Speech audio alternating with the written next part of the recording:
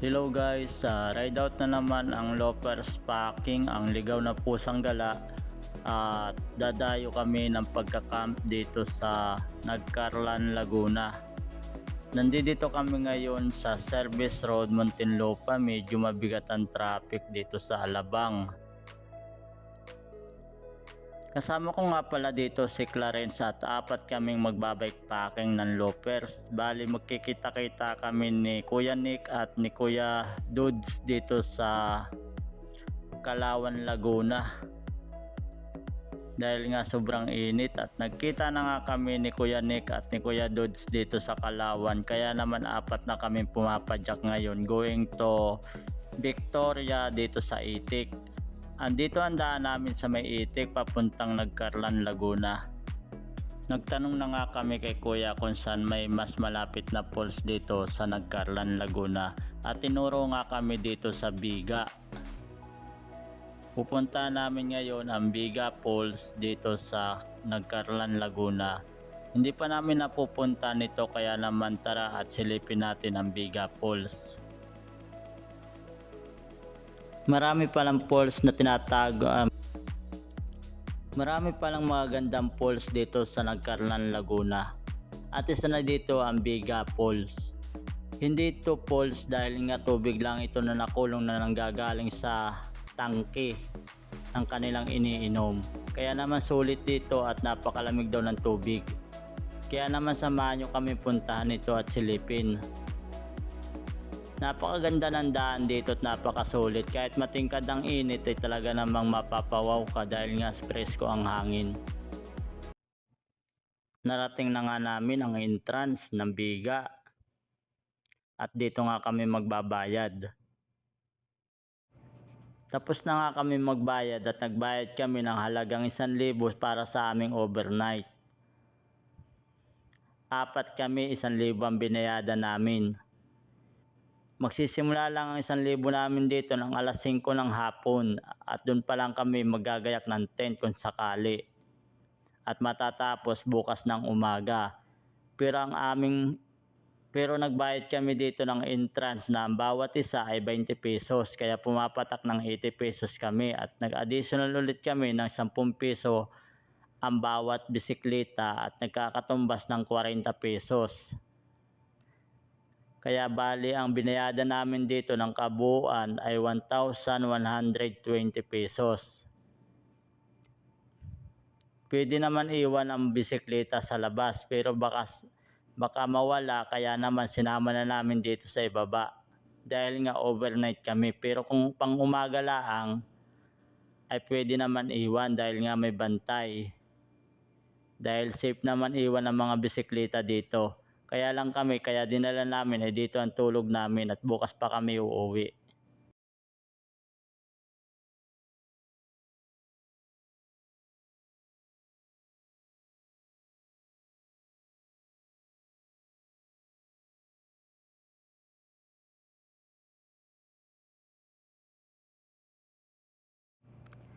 Hindi ka naman mahihirapan pagpunta dito dahil nga may pathway.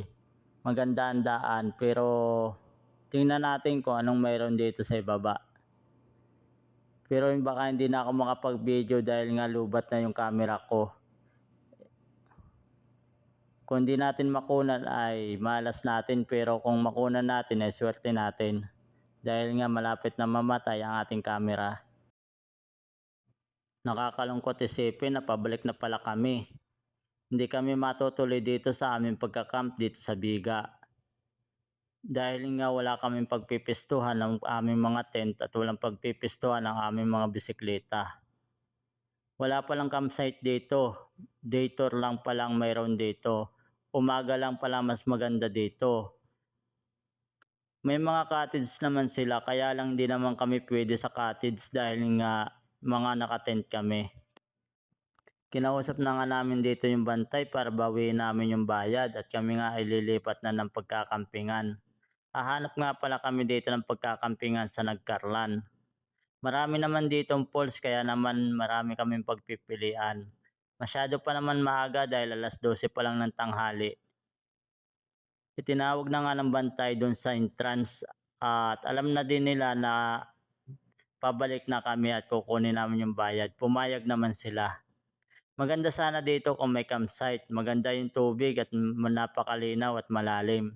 Kaya lang wala kaming pagpipistuhan ng tent. Kaya naman kami hahanap na lang ng ibang campsite. Maganda sana dahil nga sa sobrang lamig ng tubig at napakalinaw, maganda magbabad. Kaya naman nakakapanghinayang pero wala tayong magagawa dahil nga bikepacking kami, kailangan namin magtayo ng tent.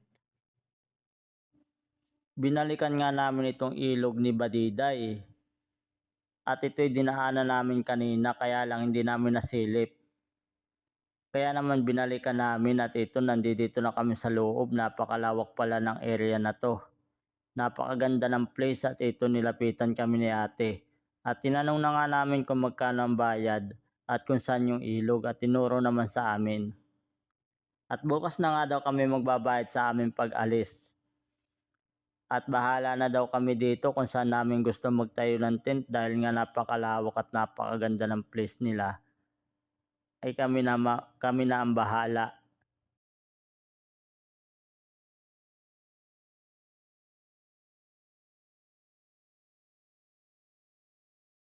Naligo na nga si Kuya Dudes dito sa ilog ni Badiday. Talaga namang napakalamig. At susubukan ni Kuya Dudes na tumalon. Ipapakita sa inyo kung gaano kalupit ang pagtalon ni Kuya Dudes dito. Sarap!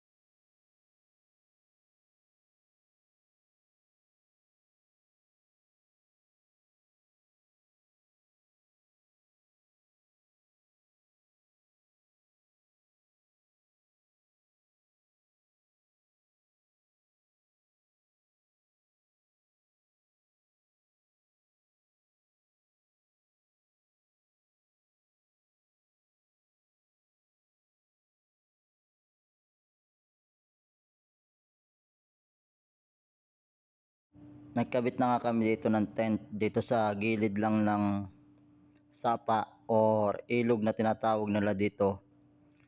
Pero sapa pa lang ito sa amin.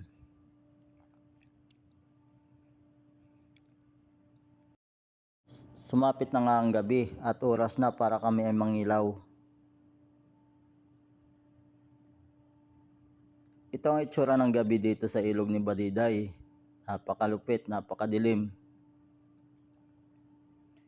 Nangilaw na nga si Kuya Dod sa si Clarence at nakahuli na nga ng talangka. Manguhuli kami ng talangka sa kaisda dito. Dito lang yan sa aming tinatapakan, dito lang yan makikita.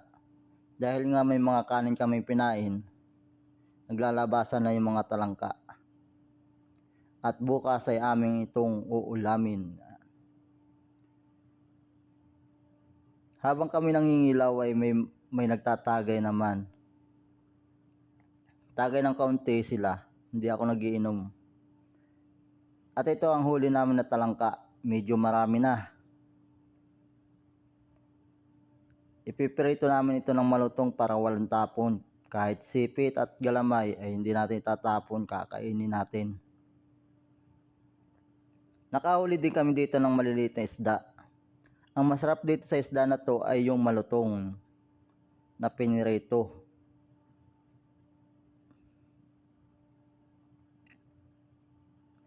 Ang hinuli nga lang namin dito ay yung kaya namin kainin para hindi masayang. Naglalabasan sila pag may pagkain. Nagpa-video muna si Pelt at bago daw kami mag-ride out, kailangan may video. Nagpa-video si Pelt. At umaga na para kami kumain. Dahil nga alas 6 na ng umaga, kami magra-ride out pa. Pabalik na kami ng Muntinlupa mamaya. Ito ang huli namin kagabi. Pinirito namin ng malutong para naman wala ng tapon. At may baong kaming dilis na galing pang Marinduque. At nagpirito na din kami ng napakasarap na itlog. Nag-ride out na nga kami at punta na kami dito sa pinakang entrance. Oras na para magbayad kami ng aming danus dito. Nung aming overnight. Nagbayad nga pala kami dito ng 1,000 lang.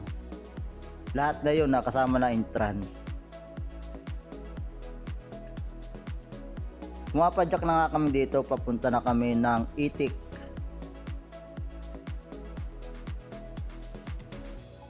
Nasa naunahan lang namin si Kuya Dud saka si Kuya Nick. At nandito sila sa ulihan ko. Dahil ako may video, ako ang nakatutok sa camera. Medyo matingkad na ang sikat ng araw kaya naman kami ay banayad lang ang pagpadyak. Hindi namin kailangan magmabilis dahil wala naman kami hinahabol. At ito si Kuya Nick saka si Kuya Dudes.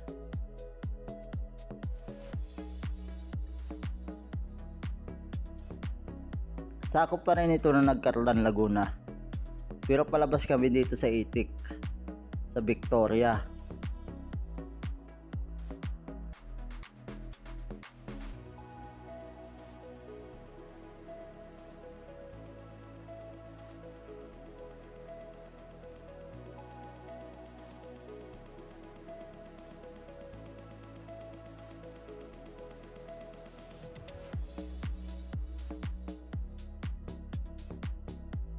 Natawag dito sa Victoria. Pabalik na kami ng Muntinlupa. At sobrang init naman talaga. Grabe talaga, sarap magalo-halo nito mamaya. Nandito na nga kami sa National Road going to Calamba. Yan o.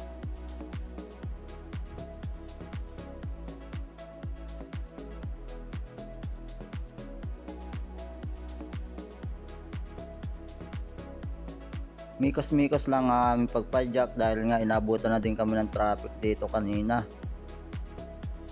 Nandito na nga kami sa may Alabang. At nakauwi na nga si Kuya Dud saka si Kuya Nick. Kami na lang ni Clarence na naiiwan. Nandito na kami sa Star Mall ng Alabang. Dadaan na lang kami dito sa service road para mas malapit at mas mabilis.